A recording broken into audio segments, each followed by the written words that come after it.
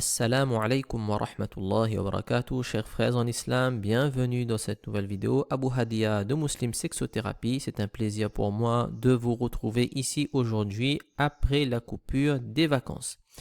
Si vous êtes un homme marié musulman, est-ce que vous pensez que vous ne faites pas d'erreur lors de vos rapports?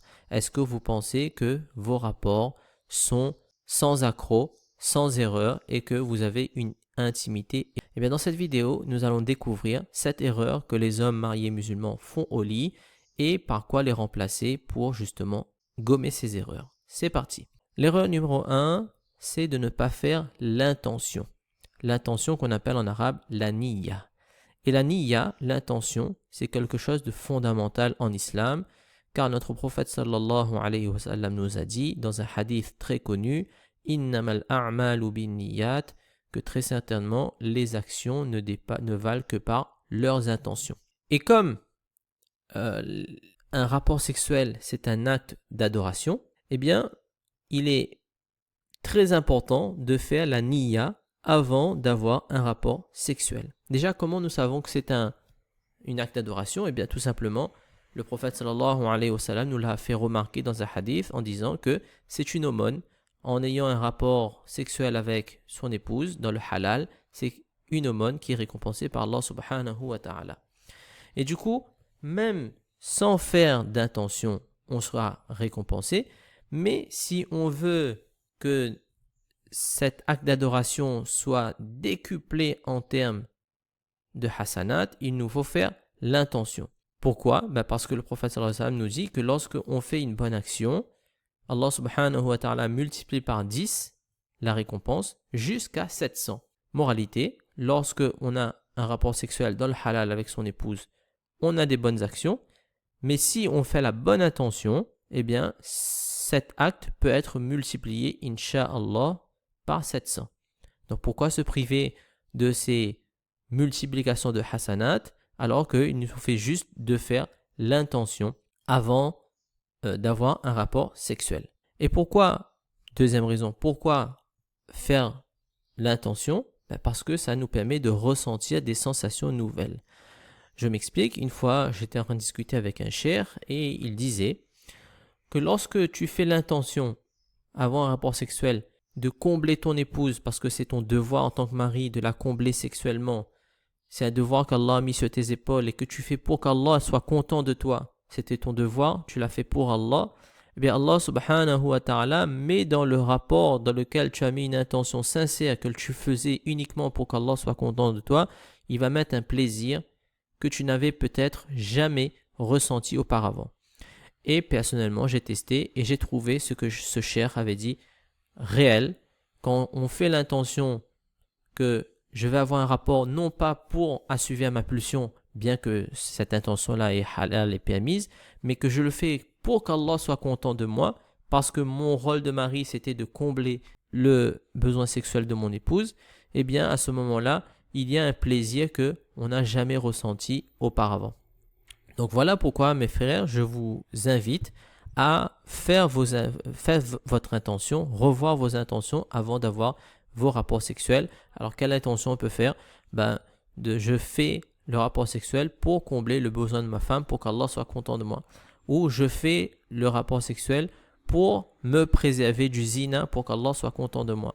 Je fais le rapport sexuel pour pouvoir préserver mon regard en dehors, pour qu'Allah subhanahu wa ta'ala soit content de moi.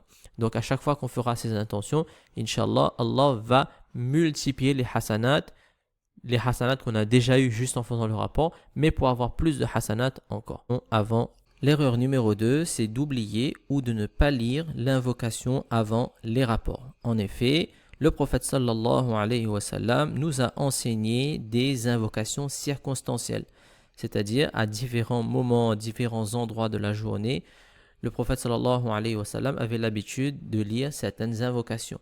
Et notamment, il nous a enseigné qu'avant d'avoir un rapport avec son épouse, il y a une dua, une invocation à lire.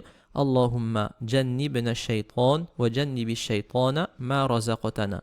Oh Allah, éloigne de nous shaytan et éloigne shaytan de ce que tu nous as accordé comme subsistance. Alors, vous allez demander, mais pourquoi lire des rapports avant avant cet acte? Eh bien, tout simplement parce que ça permet de mettre un voile entre nous et les mauvais djinns. Vous savez que lorsque on se découvre, d'accord, on découvre notre partie privée, eh bien, les mauvais djinns, ils aiment ça, ils aiment venir regarder. C'est pour cela qu'aux toilettes, on lit un doigt avant. Bismillahi, Allahumma inni a'udhu bika min al-khubusi wal khaba'ith. Dès qu'on prend le nom d'Allah, eh bien Allah subhanahu wa ta'ala met un voile entre nous et les mauvais djinns. Autrement, ces mauvais djinns-là peuvent participer au rapport et venir nous regarder dans nos rapports. Et même des fois, ça peut arriver qu'il y a des gens qui se voient touchés par, on va dire, les mauvais effets des mauvais djinns, que ce soit un djinn amoureux qui a des cas de possession, etc. Parce que pendant l'acte sexuel, ils n'ont pas lu les doigts. Allah subhanahu wa ta'ala nous en préserve. La deuxième raison, c'est que si à partir de ce rapport, Allah subhanahu wa ta'ala a décrété qu'un enfant allait naître, eh bien en lisant ce doigt, Allah subhanahu wa ta'ala protège notre futur enfant, inshallah, des influences de shaitan. Ce qu'on a dit, wa jannibi shaytana ma razaqtana, éloigne shaitan de ce que tu nous as accordé comme subsistance. Et ici, subsistance veut dire un enfant. Donc voilà l'erreur numéro 2, de ne pas lire l'invocation. Donc je rappelle l'invocation. Bismillahi Allahumma jannibna shaytan wa jannibi shaytana ma razaqtana.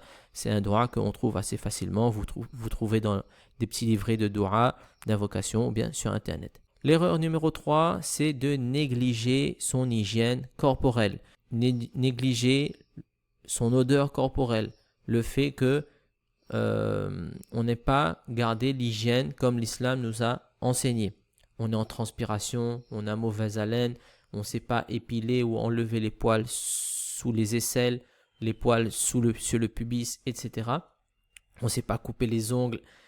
Tout ça, ce sont des choses qui sont un peu tue l'amour, qui empêchent d'avoir des rapports sexuels, on va dire, épanouis. Imaginez que vous êtes en transpiration, mauvaise haleine et ça sent pas bon et que votre épouse accepte d'avoir un rapport sexuel, mais peut-être que ce ne sera pas très agréable justement parce que l'odeur ou les ongles trop grands, ça la dérange. Donc l'hygiène, c'est extrêmement important pour les rapports sexuels.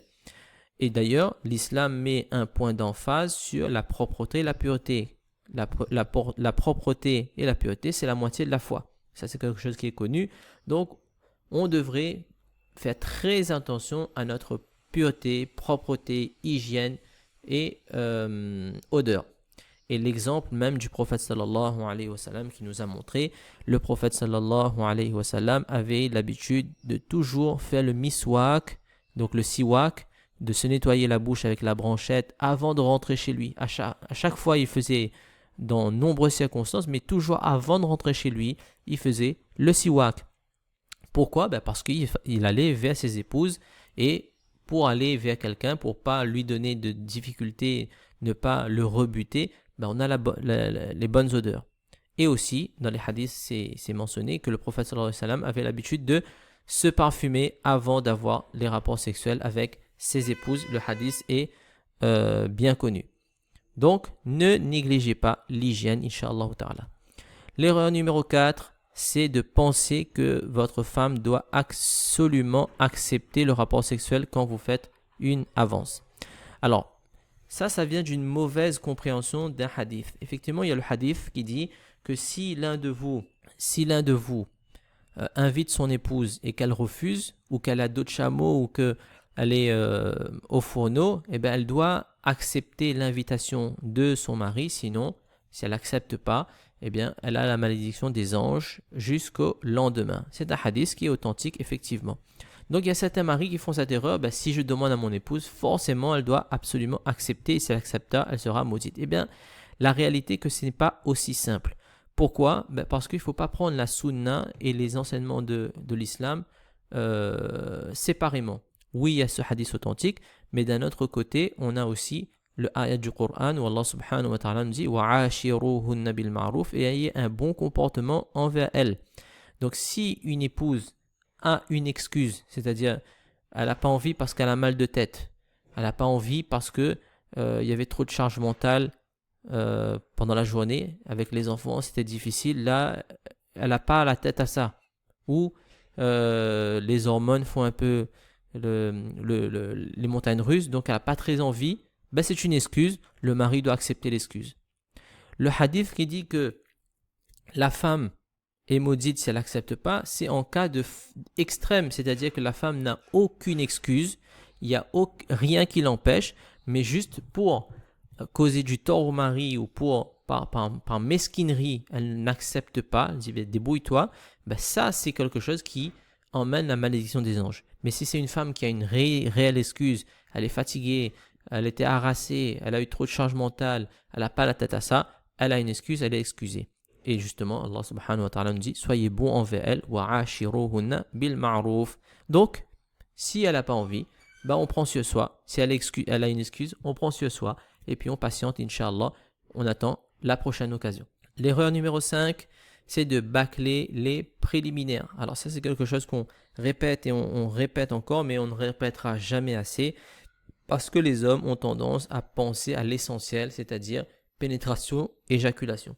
Or, on va dire qu'une femme a besoin de temps pour être prête à accepter un pénis dans son vagin. Et ça passe par les préliminaires. C'est la préparation, c'est comme ça pour toutes les femmes en général. Donc, il faut prendre du temps à faire les préliminaires. J'avais vu une statistique qui était passée.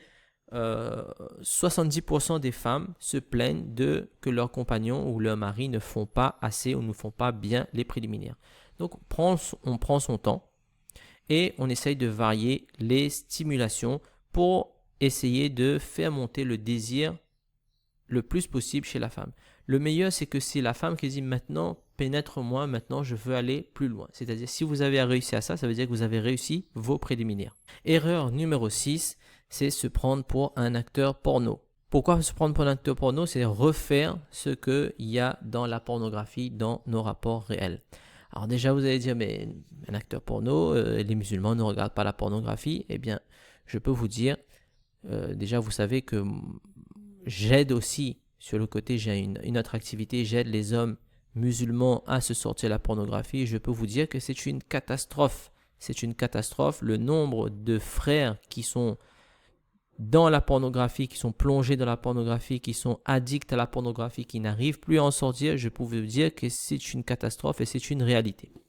Donc imaginez qu'un musulman ait regardé de la pornographie et qu'il veuille refaire ce qu'il a fait et ce qu'il a vu dans les films avec son épouse. Et bien ça, c'est la catastrophe aussi, parce que dans les films porno, il y a la violence, on va refaire de la violence. J'ai entendu un cas comme ça où un homme a eu un rapport avec sa femme et puis il a tiré tellement les cheveux forts que la femme a eu les cervicales brisées, a été obligée d'aller aux urgences. Donc qu'est-ce qu'on va faire? On privilégie le sexe authentique et réel. On est dans la vie réelle, on n'est pas dans un film où il y a des montages, où c'est faux, où c'est un script. Nous, ce qu'on veut, c'est quelque chose d'authentique, de réel, de vrai. Donc on privilégie le sexe, même si c'est pas très excitant, même si c'est pas très intense, même si c'est lent, on privilégie ça parce que ça, c'est la vie réelle et on peut ramener comme ça la connexion émotionnelle entre un mari et une femme.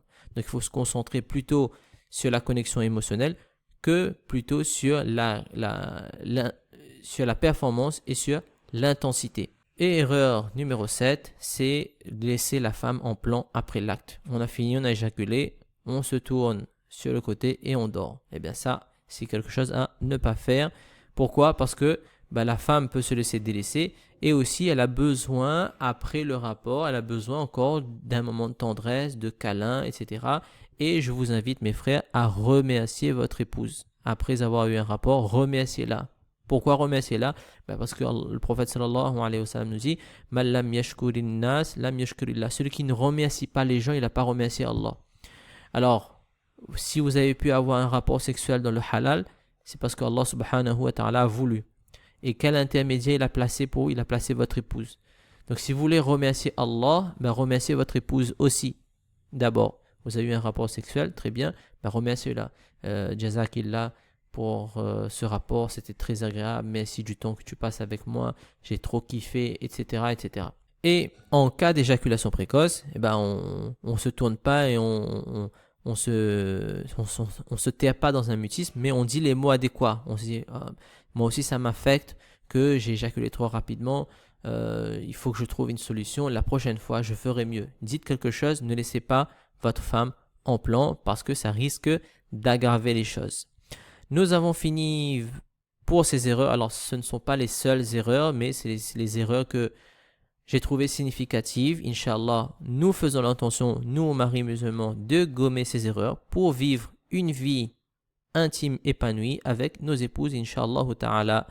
J'en ai terminé pour cette vidéo, donc n'oubliez pas de liker, commenter, partager. Abonnez-vous s'il vous plaît pour soutenir cette chaîne, Inch'Allah ta'ala. J'ai mis à votre disposition une formation gratuite d'1 heure où je vous explique 4 outils essentiels pour vaincre l'éjaculation précoce. Et si vous voulez être accompagné pour aller plus rapidement pour en finir avec l'éjaculation précoce, j'ai un accompagnement. Vous pouvez réserver un appel découverte avec moi où on fait le point sur votre situation et on voit si vous êtes éligible à cet accompagnement.